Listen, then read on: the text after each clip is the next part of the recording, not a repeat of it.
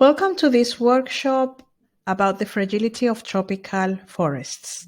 My name is Veronica Athanasiou, and I'm a trained scientist in agriculture and statistics. Tropical forests are known for their role as air regulators of our planet. They provide us with oxygen and absorb all the carbon dioxide that we generate not only from respiration, but also from our car exhausts and so on. We're going to explain why it is impossible, once we see those patches of bare soil from above, to recover them as the diverse and rich ecosystem they once were. The tropical rainforest is the name of the vegetation biome associated with humid tropical equatorial climate, whose coldest month temperature is above 18 degrees Celsius. These regions are hot and wet, and it rains more than 1,500 millimeters every year.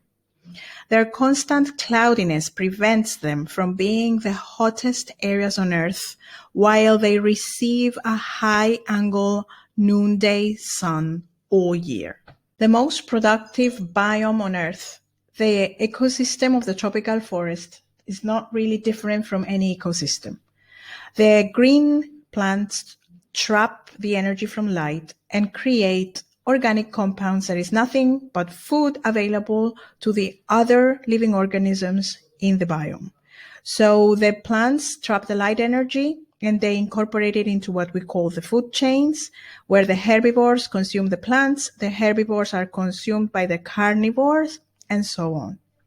So there is a flow of energy through the food chain, and then there is a recycling of nutrients from the dead bodies of all the biomass that is nothing but the bodies of all the living organisms in the biome, including plants and animals. As the rain falls in the tropical forest, it carries with it nutrients that can be absorbed by a special group of plants called epiphytes, where the orchids belong. These are plants that grow on the branches and corners of tall tropical trees, and they have aerial roots and leaves that are adapted to absorb the nutrients from the rainfall.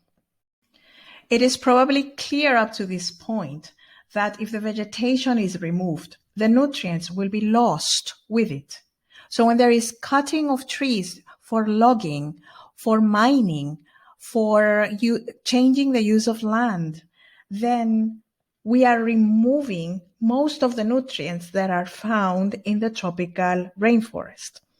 Other losses are due to leaching, which is when nutrients are washed deep into the soil by the rain. But the main loss of nutrients is when we remove its biomass. And I'm not talking only about the litter on the topsoil. I'm talking about cutting the trees and with them removing the habitats also for all of the animals and other living organisms that share this important biome on Earth. Removing the biomass exposes the soils. Soils of the humid tropical biome are called oxysols, the typical ones. They are very old, they are highly weathered, and they are so intensely leached. Remember, we said leaching is when the nutrients go deep down into the soil layers. So they are so intensely leached that few minerals that can undergo further weathering remain in the soil. Clearance of the vegetation for mining and logging is sometimes accompanied by burning. If this is the case, it makes it even harder for the forest to recover because it destroys also the seedlings of the trees that could grow again. Now brace yourselves, for we are going to see some pictures of the level of devastation that human activities can have on this fragile ecosystem.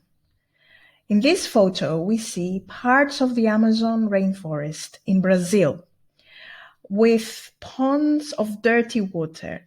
They result from hydraulic mining. This is an image in Peru containing a few of these ponds resulting from hydraulic mining. Notice the contrast between the area where illegal mining had taken place and the forest growing next to it. This photo corresponds to an area in Brazil where we can see the contrast between the area that suffered deforestation and the area where the trees weren't cut. Whether the forest can regenerate or not will depend on factors such as how large the area of deforestation was. Was there burning or not? Are there seedlings available for the plants to grow again? A 2019 study by Lancaster University showed that regrowth after deforestation, called secondary forest, does not absorb as much carbon dioxide as it was originally estimated. Even after 60 years of regrowth, the studied secondary forests held only 40% of the carbon in forests that had not been disturbed by humans. It will take well over a century for the forests to fully recover at the current levels of temperature increase and droughts. Biodiversity levels in the secondary forests that they studied were only 56% of those seen in local undisturbed forests, with no increase in species diversity during the 20 years of monitoring. The numbers speak for themselves. 100 years to recover a forest.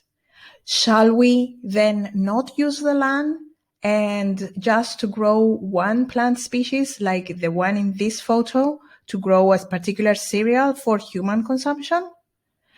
Shall we not take into account the role of the forest in controlling global warming? The key to how to better manage the use of forest space is sustainability. Thank you very much for your attention.